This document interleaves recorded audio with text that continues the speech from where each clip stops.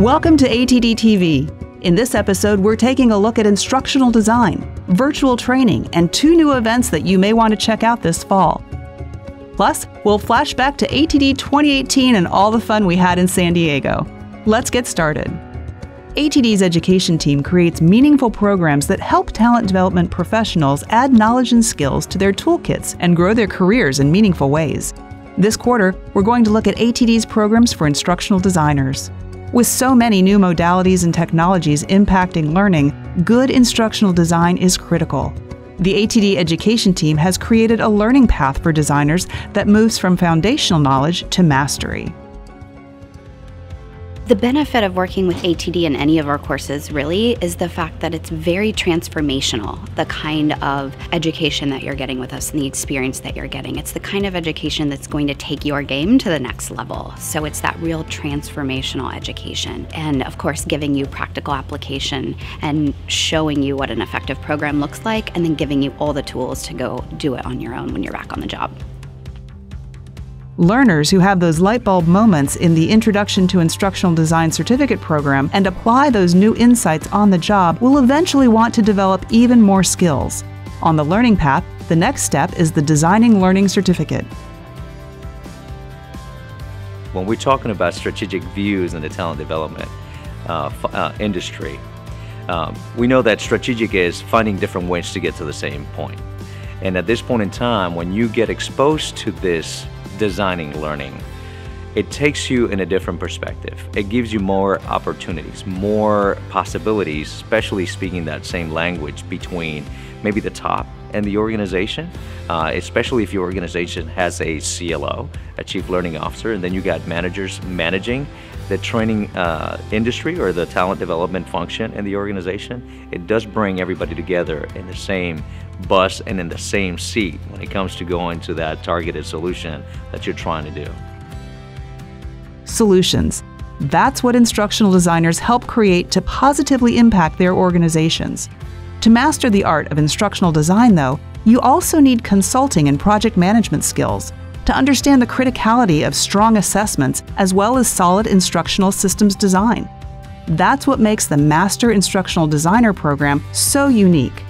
The course design implements the very best practices that are being taught, so it's like being in a learning lab. Choosing a program is definitely an investment, and I personally have made that same investment attending other ATD courses, so I'm a fan from that perspective. But what I can tell you that other learners have told me after going through the program are 2 things. One is they consistently indicate that they plan to apply up to 75% or 100% of the curriculum.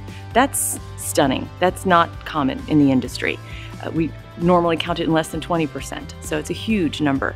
The other thing that they will tell me is that they keep the materials from the course close by so they can refer to them, and that's also a big takeaway. Relevancy matters, and having a learning path established that helps build on your knowledge and skills is important.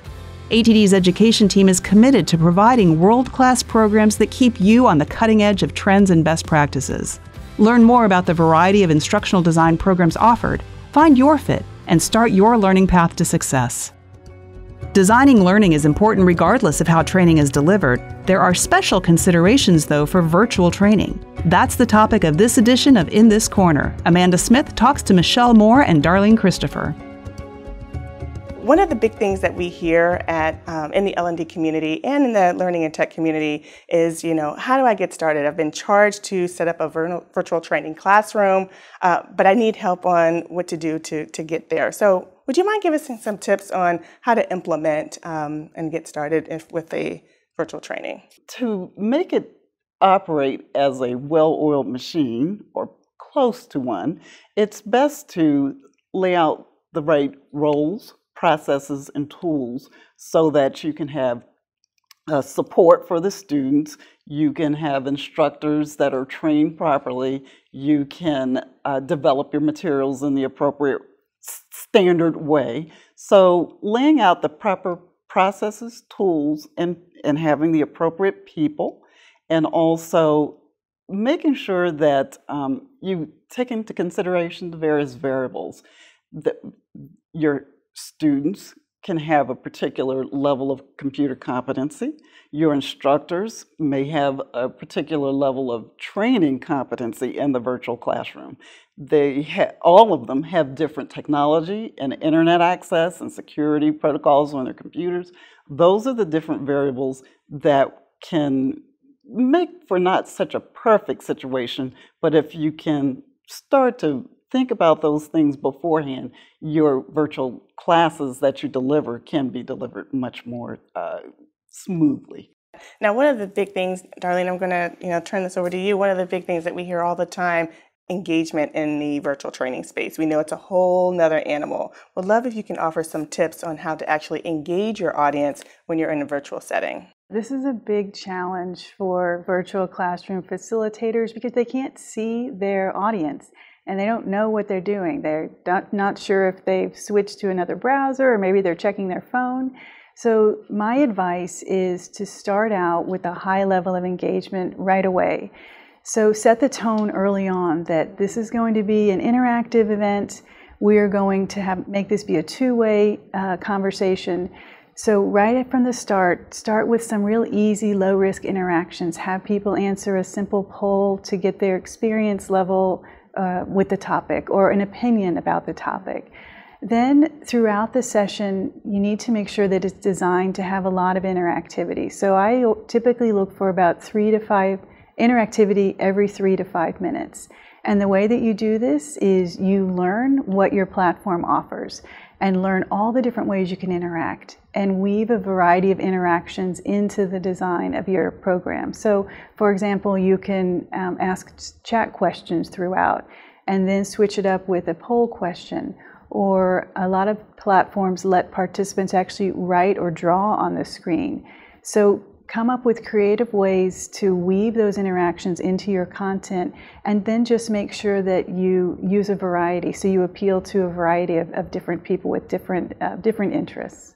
Michelle, I want to talk about when you get ready to get started with virtual training, what processes should be in place? What roles of different professionals in the L&D space or learning and technology space should actually have you seen using the actual platform? Your first one would be the product owner. The product owner should be the person in the organization who knows about the platform, who has a relationship with the vendor, because the vendor is very important in this, so that's another role, the vendor who has produced the platform. And that product owner should keep up with the updates, know the platform, and should be able to train the instructors and also the instructional designers on the different features of the platform. Additionally, you'll have people who will enroll people, so there may be an administrative function. There may be a virtual classroom producer, and they sometimes may be called a virtual classroom assistant or something to that effect. And they are the ones who are there during the class with the facilitator, if you are fortunate enough to be able to do that. And then you have your facilitator and, of course, the students. There are other people, too, such as the technical support for your organization, or maybe someone outside of your organization who provides technical support for you on a third-party basis. So I feel like we're spoiled a little bit in the traditional setting. We see head nods, we see smiles, we see other gestures that let us know the learners are getting it. We don't really get that in the virtual setting, and would like to see if you have some tips on how we should compensate or things we can do to compensate for not being able to see those head nods and other behavioral gestures that let us know that the learners are on board with us. Luckily, the virtual classroom platforms have tools that allow the facilitator to compensate for this lack of body language, ability to read body language. So one thing the facilitator can do is ask people to check in with them and respond. So for example, if you do an exercise and you're not sure when people are done with the exercise, just ask them to type in chat, "I'm done," or ask them to use their instant feedback tool and give you a check that means that I'm done.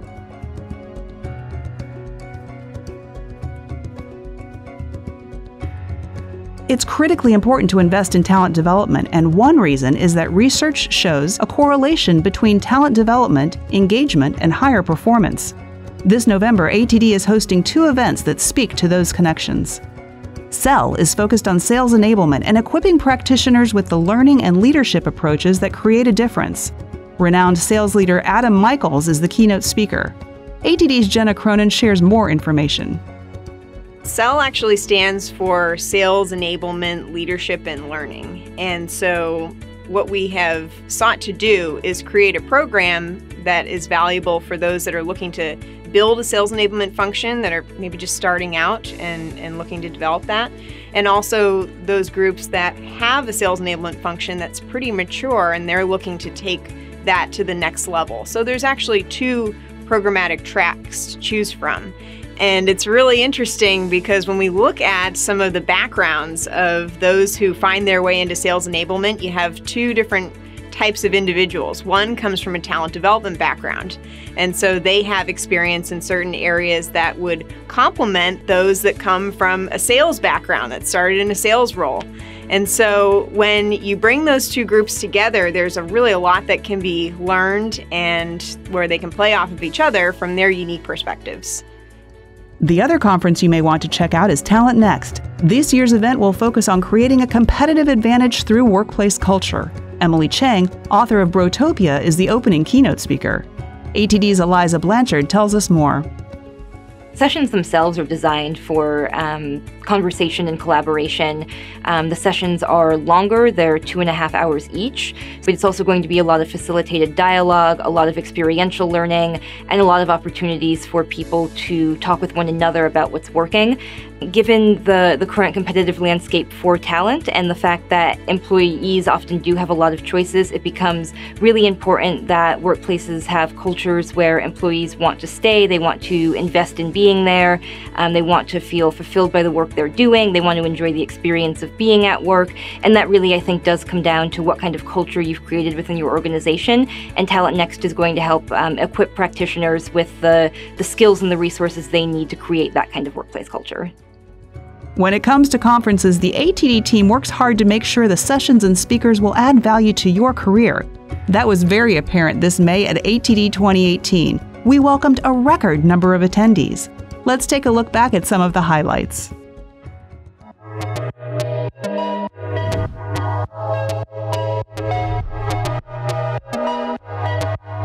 It's great that so many people from all walks of life and all different areas of the country and outside the country are coming to one place to develop and learn. The conference is an amazing place to changing experience and share things, discuss with different people.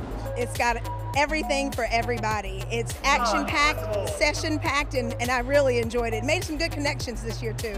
ATD's International Conference and Exposition was one for the history books, with record-breaking attendance of 13,000 to hearing from President Barack Obama. ATD 2018 in San Diego was the place to be for talent development professionals. I'm an instructional designer, so I came here hoping to get some new tips and insight into making my work better and the work I provide for our teams, and I did just that. Got a chance to review several LMS developers, and we have about 12 that we have sent a request for proposal to. So it was great for me to see them all in one place. This is the place where you go to learn from the world's best minds of how we can continue to grow and develop our organizations and make them stronger, and learn to work with people who are different from us.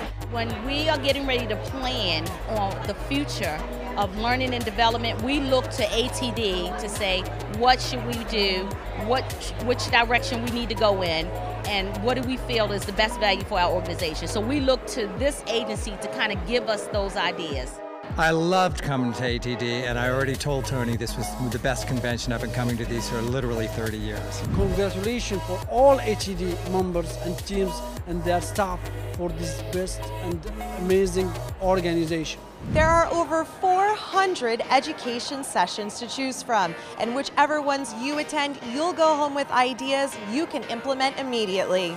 I've been taking notes like crazy, and I've been, starring little to-dos when I get back to the office, and I've been kind of stuck on some challenges back in the office, but hearing the different speakers and the different perspectives is really helping me kind of move through some of those challenges or see a different way to approach them. It's a fun time. I learn. I get to share my own knowledge with other people. I shared my awesome apps this year and my micro-learning makeovers. So I like giving my ideas and sharing my ideas, but then going to all the sessions and learning myself. I think it's the best thing. ATD brings together the thought leaders you want to hear from. The caliber of the speakers are sensational, and also the topics are so useful for us because it's so aligned with our needs in our markets. Even remotely, the speakers are as awesome as these three keynote speakers were. There's no chance I will ever miss it. The speakers are wonderful. I haven't been to a session yet that I didn't enjoy. If you're a learning and development professional, this is hands down the best event to come to. Even if you have to travel a long way, it's very, very different from the L&D events I've gone to in other parts of the world. After attending the largest event for talent development professionals, you'll be prepared to address new challenges you face throughout your career. There is a lot of assessment tools and things that we can use into training, integrate like experimental training into our courses, and now it's the time to really evaluate them and see which one we're going to use. I'm going to rethink my structure and my plan that I had for implementing our new knowledge advance system and incorporating some of the activities or the knowledge that I gained here. This is great.